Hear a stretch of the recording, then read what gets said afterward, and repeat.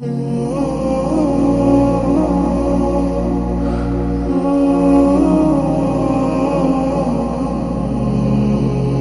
اللہ الرحمن الرحیم الحمد للہ رب العالمین والصلاة والسلام علی سید الانبیاء والمرسلین محمد وآلہ وصحبہ اجمعین اما بعد فاعوذ باللہ من الشیطان الرجیم بسم اللہ الرحمن الرحیم الم تر کیف فعل ربک باصحاب الفیل ألم يجعل كيدهم في تضليل وأرسل عليهم طيرا أبابيل ترميهم بحجارة من سجيل فجعلهم كعصف مأكول صدق اللہ العظیم۔ عزیز بزرگوں، قرآن مجید کی آخری جو صورتیں ہیں، چھوٹی چھوٹی 10 صورتیں ہیں جس کو ہم اکثر نمازوں میں پڑھتے ہیں، لیکن جب ان صورتوں کا ترجمہ، ان کی تفسیر، ان کا پس منظر جب ہمارے سامنے ہوتا ہے اور جب نماز میں ہم اس کو پڑھیں گے یا جب ہمارے سامنے نماز میں پڑھی جائے گی تو اس کی وجہ سے ہماری نماز کے اندر ایک جامعیت پیدا ہوگی کہ اللہ فرما کیا رہے ہیں ہم سے۔ اس لیے میں نے مناسب سمجھا کہ ان صورتوں کی کچھ تفصیلات آپ حضرات کے سامنے ذکر کی جائے۔ اس صورت کا نام سورہ فیل ہے اور اس صورت کا پس منظر یہ ہے، سب سے پہلے تو ایک بات یہ ذہن میں رکھے کہ اللہ تبارک و تعالیٰ نے اس کائنات میں مکہ المکرمہ میں اپنا گھر اپنے نبیوں کے ذریعے سے بنوایا ہے۔ حالانکہ اللہ کو گھر کی ضرورت نہیں ہے، اللہ کسی ایک جگہ کے ساتھ سمت نہیں ہے، اللہ تو وراء الورا ذات ہے، لیکن اللہ کا گھر خانہ کعبہ کو ہم بیت اللہ اس وجہ سے کہتے ہیں تاکہ مسلمانوں کی عبادتوں کا ایک رخ اس کے ذریعے سے متعین ہو جاوے، ایک ڈسپلن ہو جاوے، ایک معنویت اور ایک جامعیت جس کے ذریعے سے پیدا ہو جاوے تاکہ عبادت میں ایک ڈسپلن باقی رہے کہ جب جیسے مثال کے طور پر کسی کو اللہ کو پکارنا ہے، کسی کو ہاتھ اٹھانے ہیں، کسی کو اپنے رب کو اور مالک کو پکارنا ہے تو اب وہ کون سی جانب رخ کرے؟ ویسے تو کسی بھی جانب، اپنے بستر پر لیٹے لیٹے بھی کوئی دعا کرے گا اللہ سننے والے ہیں، کسی بھی جانب رخ کرے، اینما تولوا فثم وجہ اللہ، جہاں کہیں بھی تمہارا چہرہ اللہ اس جانب موجود ہے۔ لیکن جب ایک رخ متعین کر دیا گیا تو اس کے ذریعے سے پکارنا اور ڈسپلن باقی رکھنا آسان ہو جاوے گا۔ جیسے نماز کے تعلق سے، بھئی نماز کے لیے جب کھڑے ہو، اللہ نے فرض کی ہے تو ایک ڈسپلن باقی رہے گا اس کے ذریعے سے کہ بھئی جیسے کہ نماز کا وقت ہوا تو سب اپنے اپنے طور پر کھڑے نہیں ہوں گے کہ کوئی اس جانب منہ کر کے کھڑا ہے، کوئی اس جانب منہ، نہیں، سب کو پتہ ہے جیسے کہ نماز کھڑی ہوئی سب کو اس جانب اپنا رخ کرنا ہے۔ کیوں؟ اس جگہ پر خانہ کعبہ ہے، اس جگہ پر اللہ کا گھر ہے، بیت اللہ موجود ہے، تو اس وجہ سے اللہ نے اپنا گھر بنوایا اس کائنات کے اندر، اور الگ الگ زمانوں کے اندر اللہ کا یہ گھر بنا ہے۔ پہلے فرشتوں کے ذریعے سے تعمیر ہوئی، پھر حضرت آدم علیہ السلام کے ذریعے سے تعمیر ہوئی، پھر جیسے جیسے زمانہ گزرا اس کے نشانات مٹ گئے، پھر حضرت ابراہیم علیہ السلام کا دور آتا ہے تو حضرت ابراہیم علیہ السلام کو اللہ حکم دیتے ہیں تو اپنے بیٹے حضرت اسماعیل علیہ السلام کو ساتھ میں لے کر اللہ کا یہ گھر خانہ کعبہ کی تعمیر کرتے ہیں۔ تو اللہ کا یہ گھر بہت پہلے سے متبرک اور بابرکت یہ رہا ہے، بہت پہلے سے۔ اسی لیے جب یہ گھر کی تعمیر کر دی تو حضرت ابراہیم علیہ السلام پھر کہتے ہیں، اللہ کا حکم آتا ہے وَأَذِّن فِي النَّاسِ بِالْحَجِّ يَأْتُوكَ رِجَالًا وَعَلَى كُلِّ ضَامِرٍ يَأْتِينَ مِنْ كُلِّ فَجٍّ عَمِيقٍ۔ ابراہیم اب ہمارا گھر تیار ہو گیا ہے، اب لوگوں کے اندر اب اعلان کیجئے، حج کا اعلان کیجئے، لوگوں کو بلائیے اس گھر کی طرف اس لیے حاجی جب احرام پہنتا ہے تو اس کے لیے سب سے بڑا ذکر اگر کوئی ہے تو وہ ہے لبیک اللہم لبیک لبیک لا شریک لک لبیک ان الحمد والنعمت لک والملک لا شریک لک. سب سے بڑا ذکر حاجی کے لیے یہ ہے. اچھا یہ لبیک کا پس منظر کیا ہے, بیک گراؤنڈ کیا ہے؟ بندہ اللہ سے یوں کہہ رہا ہے اے اللہ میں حاضر ہوں, اللہ میں تیرے دربار میں حاضر ہوں, تیرے علاوہ کوئی طاقت نہیں ہے, تیرا کوئی شریک نہیں ہے, باقی آپ کے لیے ہے. یہ لبیک حضرت ابراہیم علیہ السلام کی ندا کا انہوں نے جو اعلان کیا تھا اس کا جواب ہے. حضرت ابراہیم علیہ السلام کا دور گزرا, اس کے بعد الگ الگ لوگوں کے زمانے آئے, الگ الگ لوگوں کے دور گزرے. اسی اثنا میں حضور اکرم صلی اللہ علیہ وسلم کی پیدائش سے پہلے آپ کے دادا عبد المطلب یہ خانہ کعبہ کے متولی تھے, اللہ کے گھر کی حفاظت اور اللہ کے گھر کی رکھوالی یہ کرنے والے تھے. اچھا عرب کے اندر یہ بڑی خوبی کی بات یہ رہی ہے کہ یہ خانہ کعبہ کو پہلے سے بہت عظمت کی نگاہ سے یہ دیکھتے تھے. چاہے ایمان ان کے پاس نہیں تھا پھر بھی اس کے باوجود اس گھر کو بہت بابرکت سمجھتے تھے, اس گھر کی حفاظت کو بہت بڑی ذمہ داری یہ سمجھتے تھے. جب اللہ کے نبی صلی اللہ علیہ وسلم کے دادا حضرت عبد المطلب کا دور ہے, اس زمانے میں ایک واقعہ یہ ہوتا ہے. ایتھوپیا کا بادشاہ حبشہ کا وہ اپنے ایک گورنر کو یمن بھیجتا ہے اور وہاں پر وہ اپنی حکومت قائم کر لیتا ہے. یمن کے اس بادشاہ کا نام تھا ابرہہ. یمن کے اندر بہت ساری جو آبادی جو آباد تھی وہ عیسائیوں کی تھی. اچھا یمن کے اندر عرب بھی موجود تھے, عیسائیوں کے علاوہ دوسرے لوگ بھی موجود تھے. وہ کیا کرتے تھے, ہر سال خانہ کعبہ کے حج کے لیے جاتے تھے. یہ دیکھ کر ابرہہ کے دل میں یہ حسد پیدا ہوا کہ یہ پتھر کا بنا ہوا, مٹی اور گارے کا بنا ہوا, اچھا آج اتنی ترقی کا دور ہے, اس کے باوجود اب خانہ کعبہ کا جب غلاف اوپر چڑھایا جاتا ہے لیکن جب غلاف اترتا ہے تو آپ دیکھیے آج بھی وہ پتھر ہی کا گھر ہے. تو وہ زمانہ جس زمانے میں اتنی ترقی نہیں تھی تو وہ گارے مٹی ہی کا گھر تھا اس زمانے کے اندر. تو اس نے یہ کہا کہ یہ گھر کی جانب اتنے لوگ کشاں کشاں کھینچے ہوئے چلے آتے ہیں, کیوں نہ میں یمن ہی میں یہی میرے ملک کے اندر میں ایک گھر بناتا ہوں اور بہت خوبصورت ہیرے جواہرات تمام چیزوں کی فیسلٹیز یہاں پر رکھوں گا تاکہ لوگ اس جانب متوجہ ہو جائے.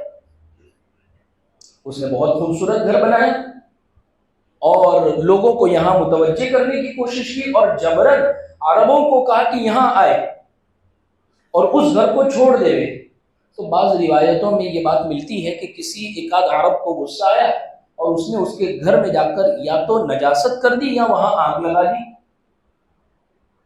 اچھا ابرہہ کو اس کے اوپر غصہ آیا اور اس نے یہ کہا کہ میں جو گھر مکۃ المکرمہ میں جو موجود ہے میں اس کو توڑ دوں گا. جب وہ رہے گا ہی نہیں تو پھر لوگوں کو یہیں آنا پڑے گا. لیکن اس کو یہ بھی اندازہ تھا کہ عرب بہت باغیرت قوم ہے, اس گھر کی حفاظت کے لیے وہ انتھک کوشش کر ڈالیں گے, وہ اپنی جان کی بازی لگا دیں گے, لہذا ان سے مقابلہ کوئی آسان نہیں ہوگا. تو اس نے دنیا بھر کی فوجیں جمع کی اور اس فوج کی خصوصیت ایک یہ رہی کہ افریقہ سے اس نے ہاتھیوں کو منگوایا. اور ہاتھی اس زمانے کے اندر عرب کے لیے بہت نئی چیز تھی. آج بھی اگر جس نے ہاتھی نہ دیکھا ہو یا ہاتھی کو ہم گزرتے ہوئے دیکھ لے تو عجیب ہی دنیا کی ایک مخلوق لگتی ہے. یعنی اس کی قد و قامت, اس کا جسم ذرا دیکھیں تو کیسا معلوم ہوتا ہے, ایسا لگتا ہے چھوٹا موٹا کوئی گھر چل رہا ہے. کئی ہاتھیوں کو اس نے منگوایا اور یمن سے یہ روانہ ہوتا ہے. راستے کے اندر کسی جگہ پر پڑاؤ ڈالتا ہے، پھر آگے بڑھتا ہے. اچھا، عرب کے لوگوں نے اس سے پہلے اس کو یہ پیشکش کر دی، عرب کے لوگوں کو جب پتا چلا تو یہ پیشکش کر دی کہ ہم آپ کو اتنا اتنا مال و سامان، ساز و سامان دیتے ہیں، آپ یہ خیال کو دل سے نکال دیجئے. وہ نہیں مانا، کہا کہ نہیں، میں جس ارادے سے نکلا ہوں اس کو پورا کروں گا. راستے کے اندر چلتے چلتے ایک باڑہ آیا جہاں پر اللہ کے نبی صلی اللہ علیہ وسلم کے دادا حضرت عبد المطلب کے 200 اونٹ چر رہے تھے. ان کو بھی وہاں سے قید کر لیا، اونٹ بھی وہاں سے نکال لیے اور اپنے ساتھ ہکا کر ساتھ میں آگے بڑھ گئے. اور مکہ میں ایک جگہ پر جا کر اس نے اپنے قافلے کو روکا.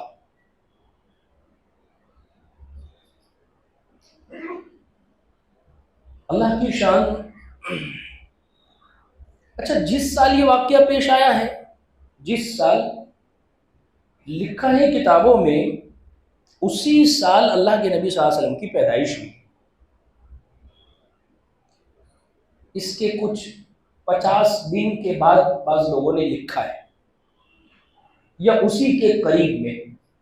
جیسے اس زمانے میں ہم کسی کی، آج کے دور میں ہم کسی کی پیدائش کی تاریخ کیسے یاد کرتے ہیں؟ تو ڈیٹ، مہینہ، سال. ہمارے اوپر کی جو نسل ہے، جو ہمارے بڑے بوڑھے کہلاتے ہیں، ان کو اتنی ڈیٹ اور تاریخ نہیں یاد رہتی تھی. وہ کیسے یاد رکھتے تھے؟ خواجہ صاحب کے مہینے میں، خالی کے مہینے میں، سالم کے مہینے میں، وہ ایسے یاد کرتے تھے. ان کے لیے یہی مہینے تھے. اس سے بھی اوپر چلے جائے تو وہ کیسے یاد کرتے تھے؟ بھائی مہینہ تو کچھ معلوم نہیں ہے، لیکن ہاں اس سال یہ حادثہ ہوا تھا، اس سال یہ واقعہ ہوا تھا، اس سال یہ پیدا ہوا تو اسی سال آپ بھی پیدا ہوئے. تو عرب کے لوگوں میں تاریخ یاد رکھنے کا رواج نہیں تھا. وہ لوگ بھی کسی بڑے حادثے سے کسی چیز کو یاد رکھتے تھے. اسی سال یہ ہاتھی والوں کا واقعہ پیش آیا اور اسی سال اللہ کے نبی صلی اللہ علیہ وسلم کی پیدائش ہوتی ہے. اسی سے یہ حضور کی پیدائش کو یاد رکھا گیا. اور دیکھیں نا، اللہ نے اپنے نبی کو کچھ معجزات وہ دیے ہیں، کچھ معجزات جو آپ کی حیات میں پیش آئے، آپ کی زندگی میں پیش آئے. بہت سارے معجزات، بہت سارے. جیسے غزوہ بدر میں 313 1000 کے اوپر بھاری ہو گئے. ایک دن اللہ کے نبی صلی اللہ علیہ وسلم نے پانی کے اندر ہاتھ ڈالا اور پانی میں سے چشمے ابلنے لگ گئے. حضرت علی رضی اللہ عنہ کی آنکھ دکھ رہی تھی، اپنا لعاب لگایا، وہ آنکھ ایسی ہو گئی کہ گویا کبھی وہاں درد تھا ہی نہیں. کچھ معجزات وہ تھے جو آپ کی حیات میں. کچھ معجزات حضور دنیا سے چلے گئے پھر ابھی بھی باقی ہے. جیسے قرآن، یہ اللہ کے نبی صلی اللہ علیہ وسلم کا معجزہ ہے. کچھ معجزات وہ ہے اللہ کے نبی صلی اللہ علیہ وسلم کے، آپ ابھی دنیا میں آئے بھی نہیں، تشریف بھی نہیں لائے، اس سے پہلے آپ کا معجزہ دنیا میں ظاہر ہو گیا. جیسے یہ اصحاب فیل کا واقعہ پیش آیا. جس سال آپ کی پیدائش ہوئی، کسرا ایک بادشاہ تھا، اس کے محل کے 14 کنگرے وہ گر گئے. یہ نشانی تھی کہ اب اس کی حکومت جائے گی. ایران کے لوگ ایک آگ تھی وہ جلاتے تھے، 1000 سال سے اس کو بجھنے نہیں دی تھی. جس سال حضور کی پیدائش ہوئی وہ آگ بھی بجھ گئی. لوگوں میں، بڑوں میں جو اس مذہب کے ماہرین تھے، انہوں میں آپس میں گپ شپ شروع ہو گئی. یقینی طور پر دنیا میں کوئی بہت بڑا حادثہ پیش آنے والا ہے، بہت بڑی کوئی چیز اور بہت بڑا واقعہ پیش آنے والا ہے. اصل میں یہ تو اللہ کے نبی صلی اللہ علیہ وسلم کی دنیا میں تشریف لانے کی تیاریاں اللہ کی طرف سے ہو رہی ہے. ظاہر سی بات ہے، جس گھر کی حفاظت کے لیے، جس گھر کی چابیاں جن کے ہاتھ میں جانی ہیں، جو اس گھر کے متولی ہونے والے ہیں، جو اس گھر کے بانی ہونے والے ہیں، جو اس گھر کے محافظ ہونے والے ہیں، ان کے آنے سے پہلے اس گھر کی عظمت بھی تو لوگوں کو بتلانی ہے کہ یہ کتنا بڑا گھر ہے. لوگوں کو یہ معلوم تھا کہ یہاں یہ بڑا گھر ہے، لیکن کتنا بڑا، اس واقعے کے بعد لوگوں کو علم ہوا کہ اس کی حفاظت ایسے بھی ہو سکتی ہے. دنیا نے کبھی سوچا نہیں تھا۔ خیر حضرت عبد المطلب کے جو 200 اونٹ تھے وہ ہکا کر لے گئے۔ کچھ وقت کے بعد، تھوڑے ٹائم کے بعد، 1 دن کے بعد، ابرہہ جس جگہ پر پڑاؤ ڈالے ہوئے تھا، حضرت عبد المطلب اس سے ملاقات کے لیے پہنچے۔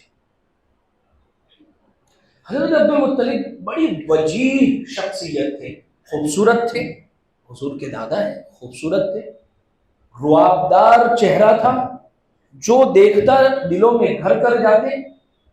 ایک وجیح شخصیت تھی کہ آنے سے سامنے والے کے اوپر ایک اثر پڑ جاتا۔ یعنی حضرت عبد المطلب جیسے ہی انٹر ہوئے، ابرہہ یوں کھڑے ہو کر استقبال کرنے لگ گئے اور ان کو اپنے پاس بٹھایا اور کہنے لگا فرمائیے کیسے آنا ہوا ہے؟ تو حضرت عبد المطلب نے کہا کہ اصل میں جو اونٹ آپ ہکا کر لے آئے ہیں وہ 200 اونٹ میرے ہیں۔ ابرہہ نے کہا اسی کام کے لیے آئے ہیں آپ؟ کہا کہ جی ہاں، اسی مقصد کے لیے آیا ہوں۔ کہا میں تو خانہ کعبہ کو گرانے کے لیے آیا ہوں، اس کے بارے میں کچھ نہیں کہیں گے؟ حضرت عبد المطلب نے اتنا پیارا جواب دیا، میں ان اونٹوں کا مالک ہوں، میں اس چیز کا تجھ سے سوال کرتا ہوں، جس چیز کا میں مالک ہوں اس کی حفاظت کی ذمہ داری میری ہے۔ خانہ کعبہ یہ اللہ کا گھر ہے، اس گھر کی حفاظت اللہ خود فرمائیں گے۔ بس یہ جواب تھا۔ حضرت عبد المطلب وہاں سے رخصت ہوئے اور خانہ کعبہ کے ارد گرد جو لوگ رہتے تھے وہ پہاڑوں کے اوپر چلے گئے۔ جیسے یہ تو ابھی خانہ کعبہ جو موجود ہے، اس زمانے کے اندر تو کیا ہے، قرآن کیا کہہ رہا ہے؟ غیر ذی زرع عند بیتک المحرم۔ اب یہ دیکھیے نا، یہ صفا مروہ کی ہم سعی جو کرتے ہیں، یہ صفا مروہ کی سعی حضرت ہاجرہ علیہ السلام نے جو کی ہے ان کی یاد کے اندر کرتے ہیں۔ تو یہ صفا مروہ کی سعی کیا ہے؟ آج بھی نشان کے طور پر صفا کے پہاڑ کے کچھ حصے کو باقی رکھا گیا ہے۔ آزو بازو میں بہترین خوبصورت ٹائلز، ماربل اور پوری چیز سجا دی گئی، لیکن نشان کے طور پر صفا کے اوپر تھوڑی اونچی پہاڑی ہے، مروہ کے اوپر تھوڑی سی نیچے پہاڑی کو باقی رکھا گیا ہے۔ اس زمانے میں کیا تھا؟ پہاڑ ہی تھے، خانہ کعبہ یہاں پر اور آزو بازو میں اونچے اونچے پہاڑ تھے۔ تو لوگ ان پہاڑوں کے اوپر چلے گئے بس دیکھنے کے لیے کہ اب اللہ اپنے اس گھر کی حفاظت کیسے فرماتے ہیں۔ ابرہہ اپنے لشکر کو لے کر آگے بڑھتا ہے، لشکر کے اندر آگے ہاتھیوں کو رکھتا ہے۔ کہتے ہیں اس کے ہاتھی میں سے ایک ہاتھی کا نام محمود بتلایا جاتا ہے، سب سے طاقتور جو ہاتھی تھا اس لشکر میں۔ اچھا، عجیب اللہ کی شان، یہ خانہ کعبہ سامنے کی جانب، ہاتھی کو جب چلایا جاتا ہے، اٹھایا جاتا ہے کہ آگے بڑھ، اس جانب وہ چلنے کے لیے تیار نہیں ہے۔ جیسے ہی سمت مخالف اس کا رخ موڑ لیا جاتا ہے وہ تیزی سے دوڑنے لگتا ہے۔ اس کی کوشش تھی مار کر کسی بھی طریقے سے ان کو آگے بڑھایا جائے اور خانہ کعبہ کو توڑ دیا جائے، لیکن اللہ قرآن میں فرماتے ہیں جس دوری نیت کے ساتھ یہ لوگ آگے بڑھے تھے، اب اللہ اپنے گھر کی حفاظت کیسے کرتے ہیں وہ بھی قرآن کی آیت سے ذرا سن لیں۔ اللہ فرماتے ہیں الم تر کیف فعل ربک باصحاب الفیل، کیا آپ نے دیکھا نہیں ہے کہ اللہ نے ہاتھی والوں کے ساتھ کیسا کیا؟ ابرہہ چونکہ یہ ہاتھیوں کو لے کر آگے بڑھا تھا، اس لیے اس کے لشکر کا نام ہی اللہ نے ہاتھی والا لشکر کر دیا۔ الم یجعل کیدہم فی تضلیل، کیا دیکھا نہیں کہ اللہ نے ان کی تدبیروں کو کیسے ناکام کر دیا ہے؟ ان کی تو تدبیریں بہت تھی، ان کی کوششیں تو بہت تھی کہ یہ گرا دیا جائے، لیکن اس کا ہاتھی آگے بڑھنے کے لیے تیار نہیں۔ وَأَرْسَلَ عَلَيْهِمْ طَيْرًا أَبَابِيلَ، اللہ تبارک و تعالیٰ نے ان کے اوپر پرندوں کے غول بھیجے، سمندر کی جانب سے परिंदों का एक लश्कर उठा। अबाबील, अबाबील कैसा परिंदा? कबूतर से थोड़ा सा छोटा और चिड़ी जो होती है उससे थोड़ा सा बड़ा। आप पुरानी इमारतों में बाज़ जगहों पर ये अबाबील परिंदे आपको नजर आ जाएंगे। हरम के इर्द गिर्द भी आप देखेंगे तो आपको अबाबील कुछ नजर आ जाएंगे। इतने छोटे परिंदे क्या कर रहे हैं वो? 3 कंकरियां सबके पास है, एक चोंच में, 2 उनके पंजों में, और वो लोग अपनी कंकरियों को लेकर वो पूरा के पूरा लश्कर आगे बढ़ रहा है। और अब क्या फरमा रहे हैं अल्लाह रब्बुल इज्जत? तरमीहिम बिहिजारतिन मिन सिज्जील, वो परिंदे इस लश्कर के ऊपर कंकरियों की रमी कर रहे हैं, फेंक रहे हैं। वो परिंदे वहां से निकले और उनके ऊपर कंकरियां फेंक रहे हैं। इससे उसूल भी ये निकला, गालिब आने के लिए, जंग जीतने के लिए बाज मर्तबा पोजीशन ऊपर की रखनी पड़ती है। जैसे आजकल क्या हो रहा है, मिसाइल कहां से आ रहे हैं, पोजीशन ऊपर की रखनी पड़ती है। इसीलिए हिंदुस्तान की तारीख के अंदर एक बहुत बड़ी जो जंग हुई है, उस जंग के हारने की एक बहुत बड़ी वजह यह थी, दुश्मन जो था वो ऊपर के पहाड़ की जानिब था और जो दो सिमते मुखालिफ की जानिब नीचे के पहाड़ के ऊपर के लोग थे। तो इस वजह से खैर परिंदे के गौल आए और ऊपर से वो कंकरियां बरसा रहे हैं। वो कंकरियों ने क्या काम किया है? अल्लाह फरमाते हैं फजअलहुम कअस्फिम मअकूल, जानवर जो भूसा खाता है और वो खाया हुआ भूसा, उसकी कैफियत, उसकी शक्ल कैसे होती है? पूरा निचोड़ा हुआ वो हो जाता है। अल्लाह फरमाते हैं इस लश्कर की हालत ऐसी कर दी गई, एक कंकरी गिरती है वो बंदूक, तोप और मिसाइल से ज्यादा काम कर रही है। कई लोग वहां पर मारे गए, कई लोग खतरनाक बीमारी में मुब्तला हुए। अबरहा को भी कंकरी लगी लेकिन वो यमन की तरफ भागा, उसी वक्त नहीं मरा। बस मतलब क्या होता है, अल्लाह का ये निजाम होता है, जालिम को उसी वक्त नहीं मारा जाता है, जालिम को उन लोगों तक मैसेज भी पहुंचाया जाता है, दूसरे जो जुल्म करने वाले हैं, जिस जानिब से ये लोग आए, उनके लिए निशान इबरत बने कि इन लोगों ने कोशिश की थी हमारे घर की जानिब आंख उठाने की, अल्लाह ने इसको कैसा निशानी इबरत बनाया। अबरहा यमन की जानिब पहुंचा, रास्ते के अंदर चीख रहा है, चिल्ला रहा है और उसकी फिर वहां पर जाकर मौत होती है। अल्लाह ने उनको ऐसा निशाने इबरत बनाया। अजीजों, कुरान मजीद का ये जो वाक़िया है, ये वाक़िया कई एतबार से गौर करने के लायक है। सबसे पहली चीज़ तो ये है कि अल्लाह की कुदरत, अल्लाह की ताकत बड़ी ज़बरदस्त है। हमारे सामने बाज़े मरतबा बहुत बड़ी बड़ी ताकत होती है, हम ये समझते हैं बहुत बड़ी ताकत, लेकिन हम भूल जाते हैं कि अल्लाह की कुदरत, अल्लाह की लाठी, अल्लाह की ताकत बहुत बड़ी और बहुत ज़बरदस्त है। अल्लाह की ताकत, अब देखिए ना, इन छोटे छोटे परिंदों को कोई समझ सकता था कि ये लोग क्या काम करेंगे, लेकिन अल्लाह की तरफ से जब ऐलान होता है और अल्लाह तबारक व तआला की तरफ से जब कुदरत होती है तो बाज़ मरतबा ज़ाहिर में न लगने वाली भी चीज़ वो काम कर जाती है जो इंसान सोच नहीं सकता है। ये वाक़या अल्लाह की कुदरत को बतलाता है। दूसरी चीज़ ये वाक़या ये बतलाता है अल्लाह की ज़ात पर बंदों को हमेशा तवक्कुल और भरोसा करना चाहिए। अल्लाह की ज़ात पर तवक्कुल, अल्लाह की ज़ात पर तवक्कुल ये बहुत बड़ी चीज़ है। हज़रत अब्दुल मुत्तलिब ने क्या कहा था, क्या जुमला था, इनका वर्ड क्या था? जो इस घर का मालिक है वो उसकी हिफाजत करेगा। अल्लाह के सुपुर्द किया था, अल्लाह की ज़ात पर भरोसा किया था।